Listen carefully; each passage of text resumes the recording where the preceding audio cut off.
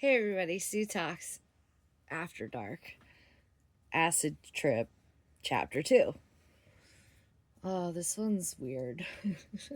It has to all start with my friend whose dad owned a car shop, So he happened to, and I feel safe saying this. It's okay.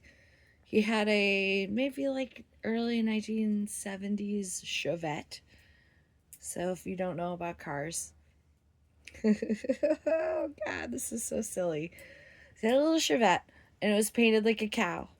And it had a pink pinstripe that went across it. It was just adorable. So cute. Cute little car. So we roll six deep in the Chevette. And we're gonna go to Wellesley College. And Wellesley College behind it has this thing called affectionately known as the Trippy Forest, and there's like a little, I don't know, retaining pond. I don't know what they do to maintain it. I don't know if they're coppering that shit. It wasn't buggy. What is it about bugs? I didn't notice them when I was a kid. And I guess I'm like 16, 17. We go in the cow car from my hometown to the Wellesley College Trippy Forest, and we start our walk 60. Me and five boys. Translation, me and five boys. And we walk around this whole pond. And there's like monuments and benches and lots of conifers and just the gloriousness of taking a tab of acid and walking with your boys through the woods for the night. And then we get all the way around this little retaining pond.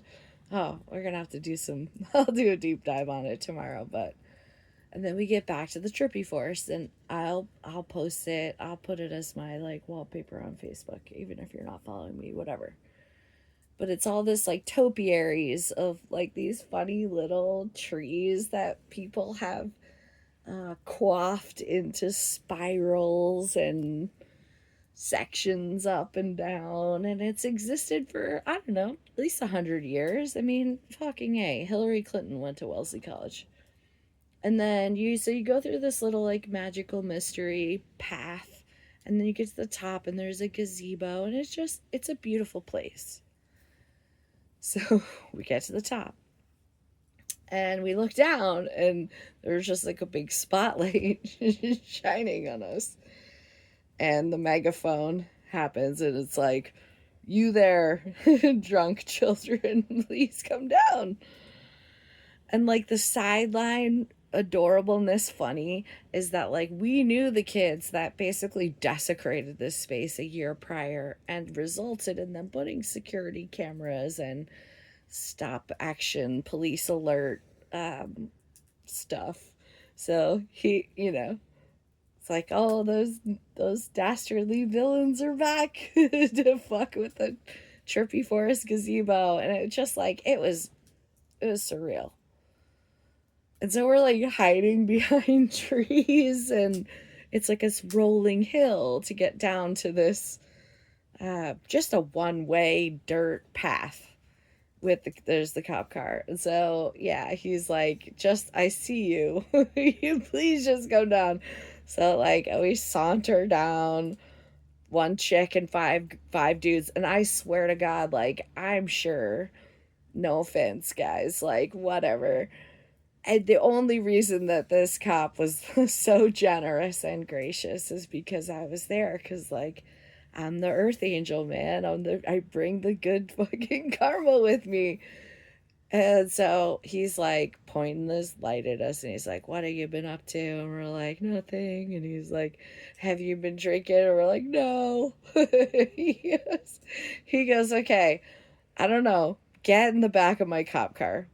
And so picture this in the back of a cop car, just five dudes and me.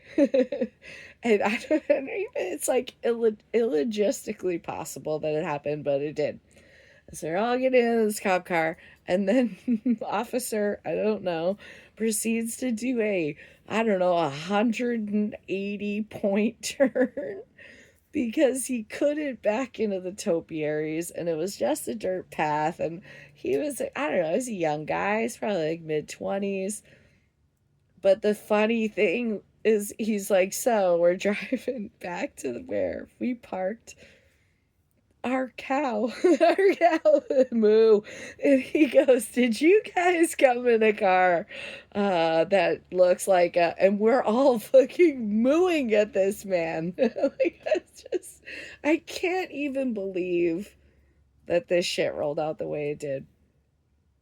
And so he drove us back to the cow car and we piled into that like a fucking clown mobile and drove from Wellesley College to the All Night BK, which translation is the Burger King that's on the side of the Mass Pike. But my friend's neighborhood like abuts that Burger King, and so you go. And one of my buddies, and coincidentally, original trip story, homeowners of that home that was like he was lost and the seniors found him and brought him back, so he's with us in this adventure and he was wearing Converse, but they were like knockoff Converse, and it was originally the whole night we're going, you know, Bobos, they cost $1.99. Bobos, they make you feel so fine. Bobos, they call them Bobos. He lost one. So just like this cop picks us up, 5 dudes, one of them's wearing fake knockoff Converse, but just one is, I don't know, he hopped a fence at one point, he just lost his shoe. Shit happens. We end up in All Night BK, we eat, sort of, because like you don't want to eat when you trip, you're just like, please don't send me home. So it's like back when Burger King had ashtrays with like the stamped BK in the ashtray, and they were like temporary. Like, dude, the world has evolved in this tangible way that you're just forgetting about. So then the cow brought me home. And at this point, it's like 2:30 in the morning. And my dad came out of the house, and we live in a little cul-de-sac, and you know, of lots of girl trauma and paintballs and eggings, and I guess he's a light sleeper and he was prepared. And he came raging out of his house in his, that's right everyone, the tidy whities. Just that. I mean, he might have had a t-shirt on.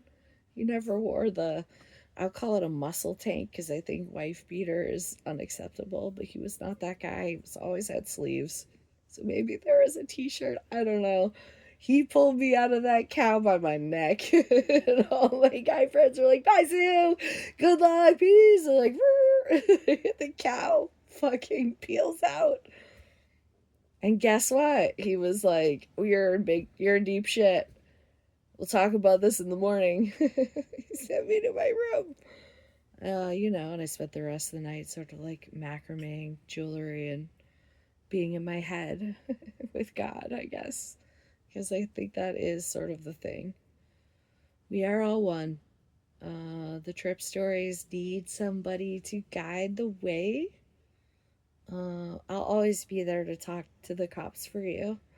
This is one of my many cop stories, but this is the acid story, chapter 2. Okay, love you, bye.